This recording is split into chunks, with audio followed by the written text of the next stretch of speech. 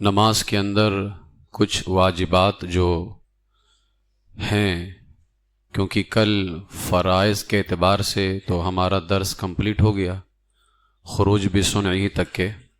اب نماز میں کچھ واجبات اور رہ جاتے ہیں، تو آج اس پہ، کیونکہ اب اس میں کچھ واجبات ایسے ہیں جو کسی خاص نماز سے متعلق ہے، کچھ واجبات ایسے ہیں جو کسی ایک فرض سے متعلق نہیں بلکہ ہر جگہ ہے، تو اس وجہ سے ان کو الگ بیان کیا جا رہا ہے. پوائنٹ نمبر 121 121 وتر میں تکبیر قنوت کہنا، تو یہ بالکل الگ ہے. ٹھیک ہے، تکبیر قنوت وتر تیسری رکعت میں. اب آج سب واجبات ہیں، واجب کا حکم آپ کو معلوم ہے نا، اس لیے میں الگ سے تفصیل نہیں، جہاں کچھ ضرورت رہے گی وہاں میں بتا دوں گا. وتر میں تیسری رکعت میں تکبیر قنوت کہنا یعنی اللہ اکبر کہنا، یہ کیا ہے؟ واجب ہے. ہاتھ اٹھانا سنت ہے. تکبیر تحریمہ میں بھی اللہ اکبر کیا ہے؟ واجب ہے. یہ تکبیر قنوت میں تکبیر کیا ہے؟ یہ بھی واجب ہے. ہاتھ اٹھانا سنت ہے، تکبیر واجب ہے. ٹھیک ہے. پوائنٹ نمبر 122 وتر میں دعائے قنوت پڑھنا، یہ بھی کیا ہے؟ واجب ہے. اب اگر وتر کی تیسری رکعت میں کوئی بندہ جو ہے، اب اچھا وتر کی دوسری رکعت میں بھی اتحیات وغیرہ، جس طرح مغرب کی دوسری رکعت میں اتحیات واجب ہے قاعدہ اولا، اسی طرح وتر کی دوسری رکعت میں بھی اتحیات کا وہی مسئلہ رہے گا جو مغرب کی دوسری رکعت میں رہے گا، ہے نا. تیسری رکعت کے اندر تکبیر قنوت کیا ہے؟ واجب. دعائے قنوت کیا ہے؟ واجب. وتر کی نماز میں اگر کوئی شخص تیسری رکعت میں تکبیر قنوت اور دعائے قنوت بھول کر رکوع میں چلا گیا، تکبیر قنوت بھی بھول گیا، دعائے قنوت بھی بھول گیا. اب ظاہر سی بات ہے، تکبیر قنوت بولے گا تو دعائے قنوت تو پڑھے گا ہی پڑھے گا نا. اب بھولے گا تو دو نہ بھولے گا، کیونکہ عادت ہے سورہ پڑھ کے رکوع میں جانے کی. عادت ہماری سورہ پڑھ کے اللہ اکبر بول کے رکوع میں نہیں، یعنی اللہ اکبر وہ رکوع تکبیر والی، مطلب رکوع کی تکبیر ہے وہ. تو اگر تیسری رکعت میں کھڑے کھڑے کوئی بندہ تکبیر بولے گا تو دعائے قنوت تو یاد ہی رہے گا اس کو. اب بھولے گا تو دو نہ بھولے گا. تو اب مسئلہ یہ ہے کہ اگر کوئی تیسری رکعت میں تکبیر قنوت اور دعائے قنوت بول کر رکوع میں چلا گیا، تو مقتدی اگر ہے یا امام ہو تو حکم تو یہ ہے کہ واپس لوٹ کے نہ آئے، ہے نا.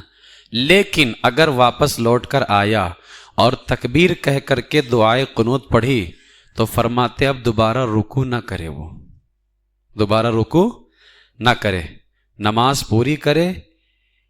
اگر اس نے دوبارہ رکوع کر لیا اور بھول کر کیا، تب ان تمام صورتوں میں آخر میں سجدے سہو کرنے سے نماز ہو جائے گی. لیکن حکم تو یہی ہے کہ رکوع سے پلٹ کے نہ آئے. لیکن اگر پلٹ کے آ بھی گیا اور پڑھ لیا اور دوبارہ رکوع نہیں کیا، آخر میں سجدے سہو کر لے، نماز پوری ہو جائے گی، اس لیے کہ دوبارہ رکوع کرنا نہیں ہے. لیکن اگر پلٹ کے آیا اور پھر غلطی سے دوبارہ رکوع کر بیٹھا تو بھی سجدے سہو کر لے، نماز ہو جائے گی. آپ کو ایک دن میں نے ایک مسئلہ بتایا تھا، اگر سورہ بھول کر کے رکوع میں چلا جائے تو واپس پلٹ کے آئے گا اور دوبارہ رکوع کرے گا. رکوع نہیں کرے گا تو نماز نہیں ہوگی، یہاں رکوع کر لے گا تو نماز نہیں ہوگی. اس کی وجہ جانتے ہیں کیا ہے؟ رکوع وہاں پہ آپ کا مانا ہی نہیں جا رہا تھا، رکوع آپ کا باطل ہو گیا تھا. جانتے ہو کیوں؟ رکوع کا جو محل ہے نا، رکوع کی جگہ، وہ سورہ فاتحہ اور سورہ پڑھنے کے بعد ہے. وہاں آپ نے سورہ چھوڑ دیا تھا، رکوع کر لیا. رکوع کا محل تھا جو آپ نے رکوع کیا؟ نہیں. جب محل ہی نہیں تھا تو آپ کا رکوع باطل ہو گیا. اور وتر کی تیسری رکعت میں آپ سورہ فاتحہ پڑھ چکے ہیں، سورہ بھی پڑھ چکے ہیں، اور رکوع کا محل سورہ اور سورہ فاتحہ اور سورہ کے بعد میں ہے، دعائے قنوت کے بعد میں نہیں ہے. تو آپ یہاں سورہ فاتحہ بھی پڑھ چکے ہیں، سورہ بھی پڑھ چکے ہیں، بس آپ تکبیر قنوت اور دعائے قنوت نہیں پڑھے تھے. تو آپ نے رکوع کیا، رکوع کے محل میں رکوع کر لیا ہے وتر کی تیسری رکعت میں. تو اب آپ کو پلٹ کے آنے کا حکم نہیں تھا، لیکن آپ پلٹ کے آ گئے تو وہ آپ کا رکوع باطل نہیں ہوا بلکہ پایا گیا. کیوں؟ جہاں اس کی جگہ تھی وہاں ہوئی ہے، وہ رکوع جہاں کرنا تھا سورہ پڑھنے کے بعد، اس لیے کہ رکوع کی جگہ کہاں ہے؟ سورہ فاتحہ اور سورہ پڑھنے کے بعد۔ تو میں نے بتایا تھا کہ اگر سورہ چھوٹ جائے اور رکوع میں یاد آئے تو پلٹ کے آئے گا وہاں، یہاں تو پہلے پلٹ کے آنے کا حکم ہی نہیں ہے، دعائے قنوت چھوٹ جائے تو، سورہ چھوٹ جائے تو پلٹ کے آئے گا اور رکوع کرے گا، اس لیے کہ پہلا جو رکوع اس نے کیا وہ غیر جگہ کر لیا کہ رکوع ابھی کرنا ہی نہیں تھا، بلا وجہ رکوع کیا، وہ رکوع باطل ہو گیا۔ اگر دوبارہ جان بوجھ کر کے رکوع نہیں کیا تو اس کی نماز فاسد ہو جائے گی، اس لیے کہ رکوع فرض ہے اور اس نے جان بوجھ کر کے فرض چھوڑ دیا۔ لیکن وتر کے اندر معاملہ الگ ہے کہ یہاں سورہ فاتحہ پڑھ چکا ہے، سورہ بھی پڑھ چکا ہے، اب دعائے قنوت نہیں پڑھا تھا، رکوع کر لیا، تو رکوع کا جو محل ہے سورہ پڑھنے کے بعد وہ پا لیا گیا۔ اب اس پر لازم تو یہ تھا کہ پلٹ کے نہ آئے، لیکن پلٹ کے آ گیا، تکبیر قنوت پڑھا، دعائے قنوت پڑھا، رکوع نہ کرے، اس لیے کہ رکوع اس کا ہو چکا ہے۔ اب اگر جان بوجھ کر کے رکوع دوبارہ کرے گا تو دو رکوع ایک ہی رکعت میں ایک ہی بار رکوع کیا ہے؟ ایک ہی بار، ارے واجب ہے بابا، ایک بار رکوع فرض ہے، میں بتایا تھا، کتنا بتاؤں گا، ایک ہی، اب دہی سے سمجھ لیا نا، دال ہٹا دیا کیجئے اور ہی لگا دیا کیجئے، ایک ہی بار رکوع کیا ہے؟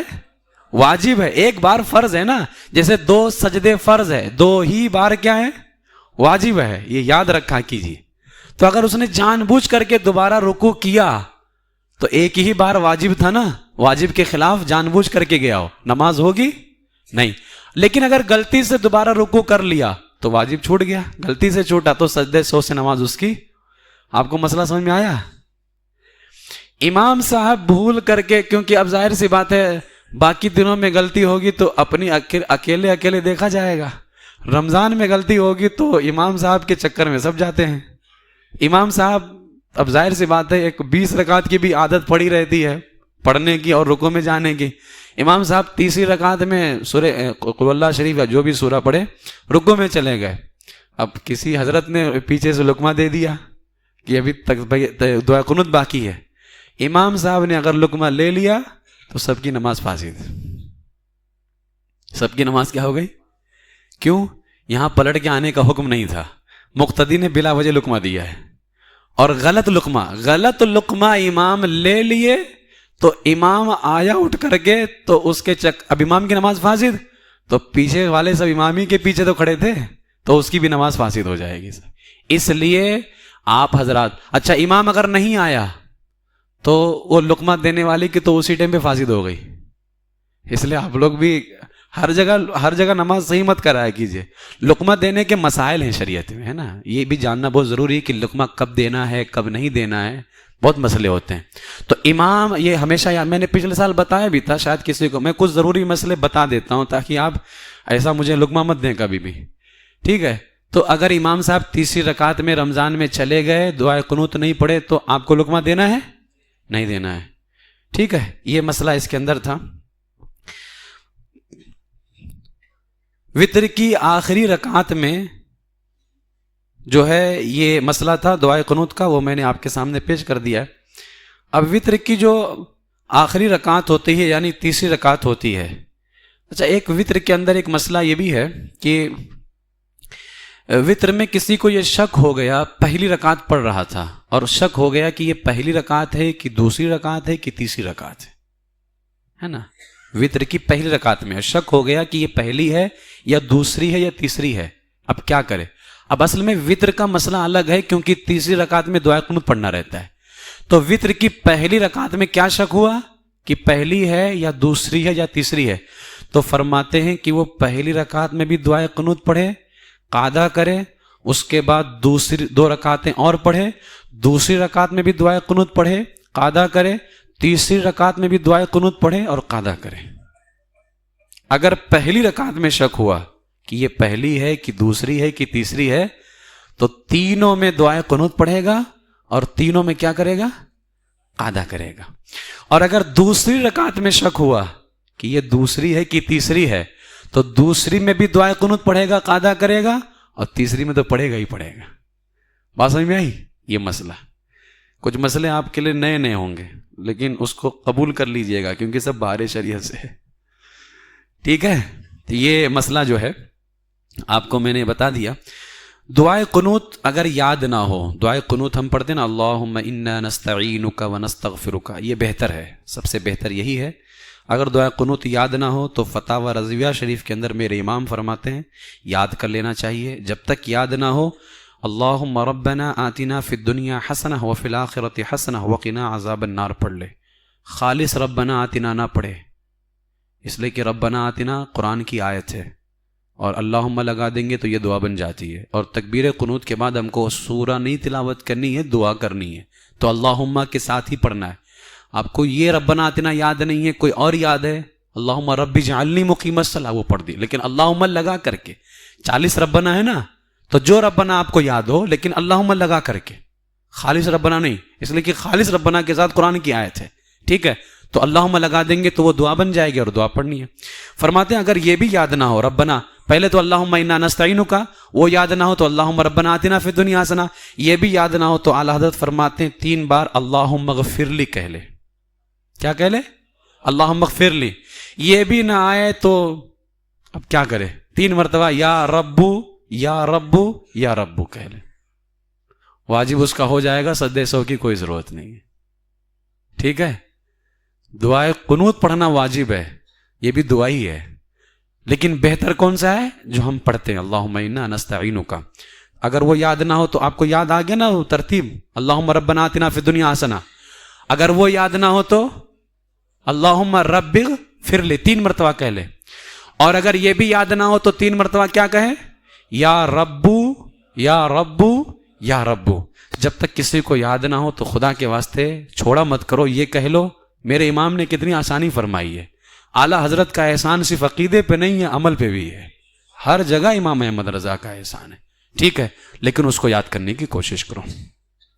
اور اعلیٰ حضرت فرماتے ہیں اگر کسی نے وطر میں بجائے دعائے قنوت پڑھنے کے قل هو اللہ شریف پڑھ دیا تو بھی واجب ادا ہو جائے گا، اس لیے کہ قل هو اللہ میں بھی اللہ کی ثنا ہے، اور یہ ثنا یہاں پر ثنا اعلیٰ حضرت فرماتے ہیں قل هو اللہ بھی اللہ کی ثنا ہے. اللہ کی ثنا یعنی اللہ کی حمد، اور جو بھی ثنا ہے وہ دعا ہے. اگر کوئی نہیں کہہ پا رہا قل هو اللہ احد اللہ الصمد لم یلد ولم یولد ولم یکن لہ کفوا احد، کیونکہ یہ بھی کیا ہے؟ اللہ کی ثنا ہے. اللہ کی تعریف ہی نا، پوری سورہ کے اندر اللہ ہی کی تعریف ہے، اور ہر ثنا کیا ہے؟ دعا ہے. ٹھیک ہے، یہ میں نے وطر کے حوالے سے بتایا. تو ہمارا پوائنٹ 121 اور 122 وطر کے حوالے سے تھا. 121 تکبیر قنوت، 122 دعائے قنوت. میں نے دونوں کے حوالے سے چند باتیں بتا دی ہیں. پوائنٹ نمبر 123 عیدین، دونوں عید، عید الفطر عید الاضحیٰ، دونوں عیدوں کی نمازوں کی 6 تکبیریں، پہلے کی 3 دوسرے کی 3، یہ کیا ہے؟ واجب. پوائنٹ نمبر 124 بھی ساتھ میں دیکھ لو، پھر کچھ مسئلہ بتاتا ہوں. عیدین میں دونوں 6 تکبیریں تو ہو گئیں.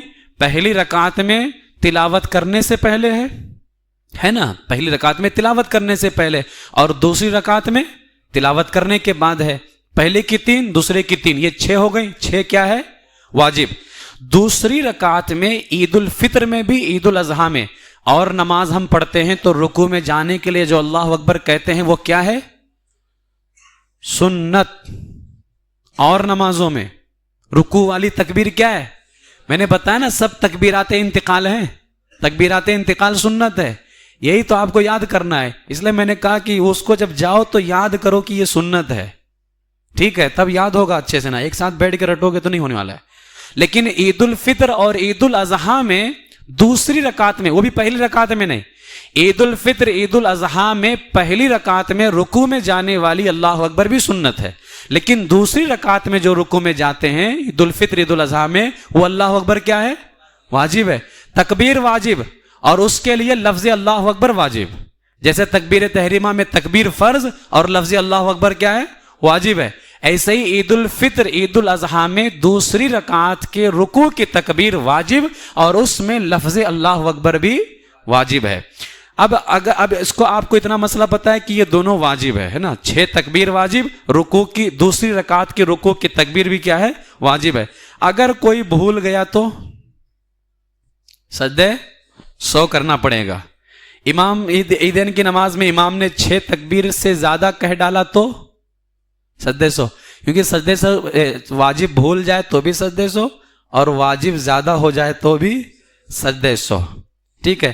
اب میں ایک دن عید کی نماز کا طریقہ لوں گا تو اس میں ایک مسئلہ یہ بھی ہے کہ اگر جیسے رکوع میں چلا گیا, جیسے 6 تکبیریں بھول گیا, تو اور کہاں کہاں یاد آئے تو کہہ سکتا ہے.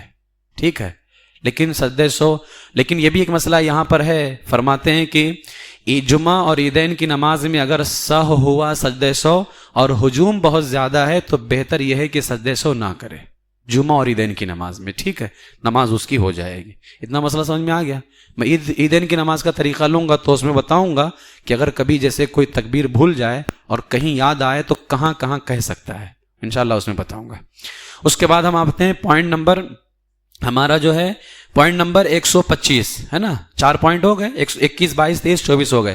125 ہر جہری نماز جس میں بلند آواز سے پڑھتے ہیں. فجر ہے, مغرب ہے, عشاء ہے, جمعہ ہے, عیدین ہے, تراویح کی نماز ہے اور رمضان میں وتر ہے نا. ہر جہری نماز, اس میں لکھ بھی دیا ہے میں نے. ٹھیک ہے. ہر جہری نماز مثلا مغرب و عشاء کی پہلی اور دوسری رکعت, مغرب میں تیسری نہیں, عشاء میں تیسری چوتھی نہیں, مغرب و عشاء کی پہلی اور دوسری رکعت, فجر, جمعہ, عیدین, تراویح, رمضان شریف کی وتر کی ہر رکعت. کیونکہ فجر میں 2 ہی ہے, جمعہ میں 2 ہی ہے, عیدین میں بھی 2 ہی ہے, وتر میں 3 ہے اور ایک ہی مہینہ پڑھا جاتا ہے جماعت سے, باقی تو سلو پڑھا جاتا ہے. تو ہر جہری نماز مثلا مغرب و عشاء کی پہلی اور دوسری رکعت, فجر, جمعہ, عیدین, تراویح اور رمضان شریف کے وتر کی ہر رکعت میں امام کو بلند آواز سے قرات کرنا کیا ہے؟ واجب ہے. پوائنٹ نمبر 126 بھی دیکھ لیں آپ ساتھ میں. غیر جہری نماز, غیر جہری کہتے وہ نماز جس میں زور سے نہ پڑھا جائے. اور وہ کون سی نمازیں ہیں؟ صرف 2 نمازیں ہیں, ظہر اور عصر. یہ اچھے سے یاد رہے گا. اس میں آہستہ قرات کرنا امام کے اوپر کیا ہے؟ واجب ہے. اب جہر کے حوالے سے آپ یہ مسئلہ اپنے ذہن کے اندر رکھیں. جہری نماز میں امام نے بھول کر کے ایک آیت کی مقدار تلاوت کر دی جس سے قرات کا فرض ادا ہو جاتا ہے. ایک آیت پڑھنا فرض ہے نا, اور ایک آیت کا حافظ بننا بھی ہر کسی پہ فرض ہے. ایک آیت کا حافظ بننا, کم سے کم پورے قرآن کا تو ایک آیت کے تو حافظ ہی بن جائیں. ایک آیت کا حافظ بننا کیا ہے؟ فرض ہے. تو جہری نماز جس میں بلند آواز سے پڑھتے, امام نے بھول کر کے آہستہ پڑھا تو, اور سری نماز جس میں سلو پڑھتے ہیں, بھول کر کے زور سے پڑھ دیا, ایک آیت اگر پڑھ دیا تو سجدہ سہو واجب. ایک آیت سے کم پڑھا تو سجدہ سہو واجب نہیں. فور ایگزامپل الحمد, جیسے الحم ہے یا صرف الحمدو ہے, یاد آ گیا, سری نماز میں تھا, ظہر میں, عصر میں, اور اس نے پڑھ دیا امام نے الحمدو زور سے, اس کو یاد آ گیا کہ مجھے آہستہ پڑھنا تھا, اب آہستہ پڑھنا شروع کر دیا. سجدہ سہو کرے گا کہ نہیں کرے گا؟ نہیں کرے گا. الحمدللہ زور سے پڑھ لے ظہر عصر میں تو سجدہ سہو کرے گا کہ نہیں کرے گا؟ کرے گا, اس لیے کہ ایک آیت ہو گئی ہے. الحمدللہ ایک آیت کی مقدار کیا بتایا تھا میں نے؟ 27 حروف 9 حروف. یہ تو 27 تو تینوں واجب میں آ جاتا. تو الحمدللہ میں جو ہے ہو جاتا ہے. اور ایک کلمہ بھی ہے, کلمہ ہو گیا نا پورا, تمام تعریف اللہ کے لیے. کلمہ کس کو کہتے ہیں؟ سینٹنس کس کو کہتے ہیں؟ ایسا جملہ کوئی منہ سے نکلے جس کا معنی سمجھ میں آئے. الحمد تعریف, کیا تعریف؟ آپ بولتے ہیں الحمد الحمد الحمد, کیا تعریف؟ کس کی تعریف؟ لیکن جب کہہ دو الحمدللہ تو کسی کی نہیں, اللہ کی تعریف. تو معنی سمجھ میں آ گیا, پورا معنی واضح ہو جا رہا ہے. تو یہ سینٹنس بن گیا, کلمہ بن گیا. ٹھیک ہے. اور مغرب میں امام صاحب نے آہستہ سے پڑھ لیا تھا الحمدللہ تو سجدہ سہو واجب.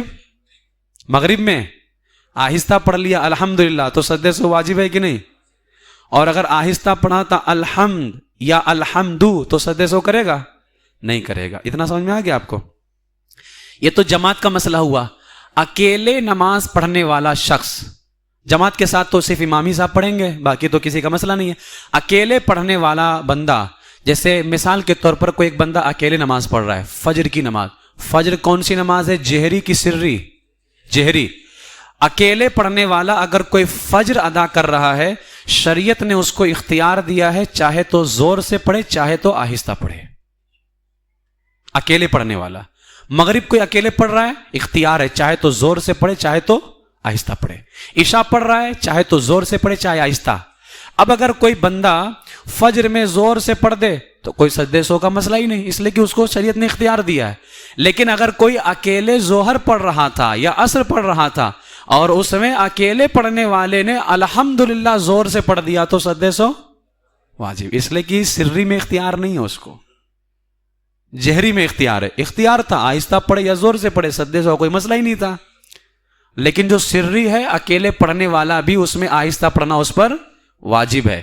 اور امام کے ساتھ رہے گا تو مقتدی کا مسئلہ ہی نہیں. جب امام ہے تو جہری میں جہر واجب، سری میں سر واجب، اور اکیلے پڑھنے والا ہے تو جہری میں اختیار. یاد رکھنا جہری میں کیا اس کو اختیار ہے. مقتدی اکیلے پڑھنے والا چاہے تو فجر میں اکیلے پڑھ رہا ہے، زور سے پڑھے آہستہ پڑھے، دونوں اختیار ہے. مغرب میں بھی عشاء میں بھی. ظہر اثر میں اختیار ہے نہیں، آہستہ پڑھنا پڑے گا اکیلے پڑھنے والے کو بھی. تو اگر کسی نے نماز آہستہ پڑھ رہا تھا ظہر کی اور اس نے زور سے پڑھ دیا الحمدللہ، تو اب سجدے سو کیا ہو گیا، اس کے اوپر واجب ہو گیا.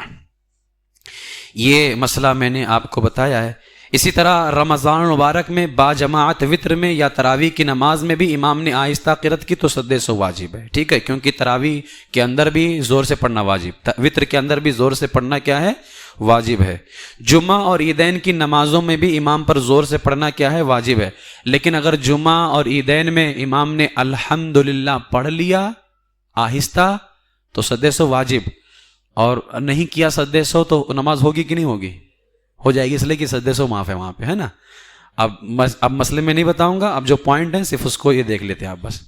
121 122 123 124 125 126 یہاں تک کے کچھ ضروری مسئلے تھے وہ میں نے آپ کو بتا دیا. 127 پوائنٹ نمبر، ہر فرض ہر واجب کا اس کی جگہ پر ہونا کیا ہے، واجب ہے. یعنی جو نماز کا فرض جہاں پر ہے، پہلے تکبیر تحریمہ فرض ہے تو پہلے تکبیر تحریمہ ہو، بعد میں قیام ہے تو قیام ہو، قرات ہے بعد میں تو بعد، یعنی جو فرض جہاں ہے نا آگے پیچھے نہ ہو. ٹھیک ہے، وہ وہیں پہ ہو. کوئی سجدہ بھول گیا تو سجدے کی جگہ پہ ہو تو کوئی سجدے سو نہیں. لیکن سجدہ بھول گیا تو حکم کیا ہے، جب یاد آئے کر لے، آخر میں سجدے سو کر لے. تو یہاں فرض جگہ سے ہٹ گیا ہے نا تو سجدے سو. ہر فرض ہر واجب نماز میں کیا ہو، اپنی جگہ پر ادا ہو، یہ بھی کیا ہے، واجب ہے. پوائنٹ نمبر 128، آیت سجدہ پڑھی ہو تو سجدہ تلاوت کرنا، یہ بھی کیا ہے، واجب ہے. تراویح کے اندر بہت سارے معاملات آتے ہیں. اگر جیسے مثال کے طور پر امام نے اعلان نہیں کیا، بھول گیا اعلان نہیں کیا، اب وہ کھڑا ہو گیا، اس کو یاد ہے کہ میں تو ابھی آیت سجدہ پڑھوں گا. اب ظاہر سی بات ہے اعلان کر دیں تب نہ پبلک سجدے میں جائے گی، ورنہ تو رکوع میں رہے گی. وہ پھر مسئلہ ایسا رہے گا کہ امام صاحب جو ہے اللہ اکبر بول کے سجدے میں چلے گئے، وہ پیچھے والے سب رکوع میں ہیں. جب وہ دوبارہ کہیں گے اللہ اکبر، اس لیے کہ رکوع سے اٹھتے تو سمیع اللہ کہتے ہیں نا، وہ کہے گا اللہ اکبر، تب پیچھے والے سمجھیں گے یہ تو سجدہ تھا. اب وہ گئے سجدے میں اور امام صاحب چلے گئے قیام کے اندر، تو بڑا مسئلہ خراب ہو جائے گا. تو کیا حکم ہے، اگر جیسے کبھی اعلان نہیں ہوا اور امام نے اس وقت کیا کر لیا، آیت سجدہ پڑھی اور اس کے فوراً بعد رکوع کر لیا اور سجدہ کر لیا تو سجدہ تلاوت ادا ہو جائے گا. مسئلہ سمجھ میں آ گیا؟ آیت سجدہ پڑھنے کے بعد میں رکوع کیا اور سجدہ کر لیا تو سجدہ تلاوت کا واجب کیا ہو جائے گا، ادا ہو جائے گا. اس میں اور بھی مسئلے ہیں لیکن اب وقت نہیں ہے. آیت سجدہ پڑھی ہو تو سجدہ تلاوت کرنا کیا ہے، واجب ہے. 3 آیت کے برابر تاخیر نہ کرے. یعنی فار ایگزامپل اس نے کوئی آیت سجدہ پڑھی، اسی وقت سجدہ واجب ہے. 3 آیت کے مقدار، 3 آیت کا مقدار آپ کو سمجھ میں آ رہا ہے نا، 3 آیت کے مقدار تاخیر نہیں کرنا چاہیے ورنہ گنہگار ہوگا. واجب کے اندر تاخیر نہیں کرنا چاہیے، گنہگار ہوگا، پھر سجدے سو بھی لازم ہو جائے. تو 3 آیت کے مقدار اس کو تاخیر نہیں کرنا ہے. پوائنٹ نمبر 129، سجدہ سہو واجب ہوا ہو تو سجدہ کرنا بھی کیا ہے، واجب ہے. اگر سجدہ سہو کسی پہ واجب تھا، سجدہ نہیں کیا تو اس کی نماز مکروہ تحریمی ہوئی، اس کو دوبارہ پڑھنا اب واجب ہو گیا. ورنہ پہلے صرف سجدہ کر لیتا نماز ہو جاتی تھی، اب دوبارہ وہ نماز پڑھے گا تو سجدہ سہو. ہاں اب یہ بھی مسئلہ ہے، اگر سجدہ سہو مجھ پہ واجب تھا، ایک طرف سلام پھیر کر کے 2 سجدہ کرنا، لیکن میں بھول گیا، اب سلام دونوں طرف پھیر دیا تب یاد آیا، تو کر سکتا ہے کہ نہیں سجدہ سہو؟ کر سکتا ہے، جب تک اس نے کوئی نماز کے خلاف کام نہ کیا ہو تب تک کر سکتا ہے.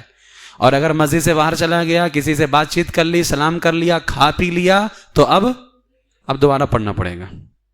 پوائنٹ نمبر 130، 2 فرض یا 2 واجب یا فرض و واجب کے درمیان 3 مرتبہ سبحان اللہ کہنے کی مقدار وقفہ نہ کرنا، یہ بھی کیا ہے؟ واجب۔ میں نے 2 واجب بتایا تھا، سورہ فاتحہ بھی واجب ہے نا، اور اس کے بعد میں 3 آیتیں پڑھنا، یہ بھی واجب۔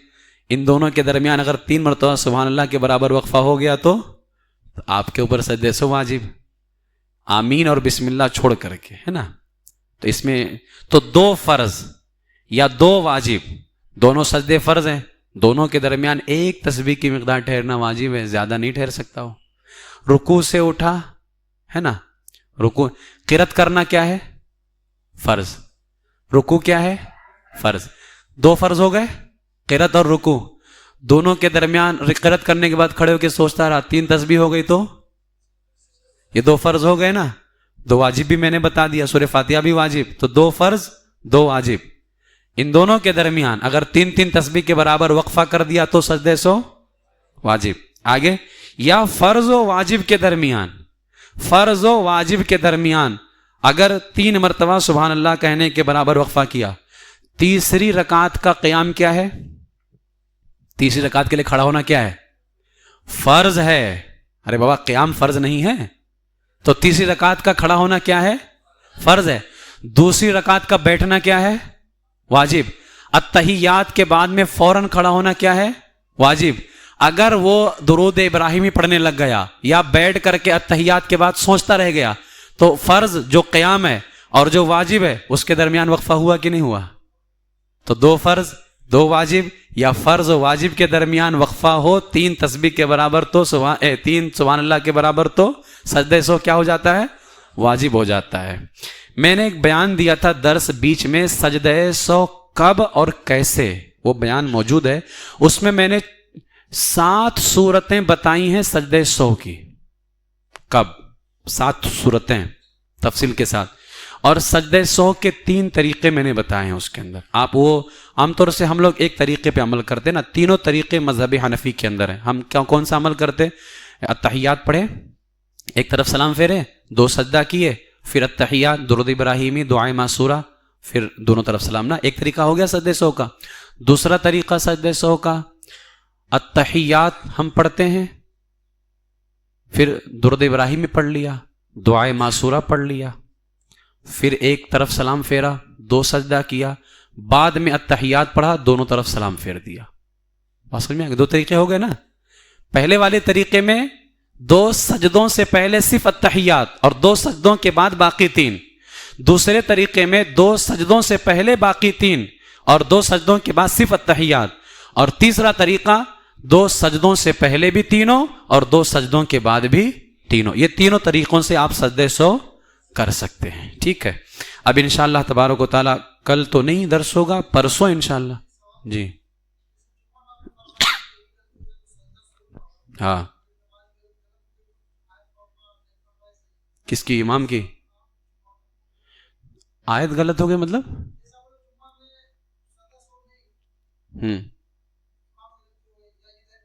ہاں، تو واجب چھوٹے تو سجدے سو ہوتا ہے نا، تو امام سجدے سو نہیں کرے گا جمعہ اور عیدین کی نماز میں۔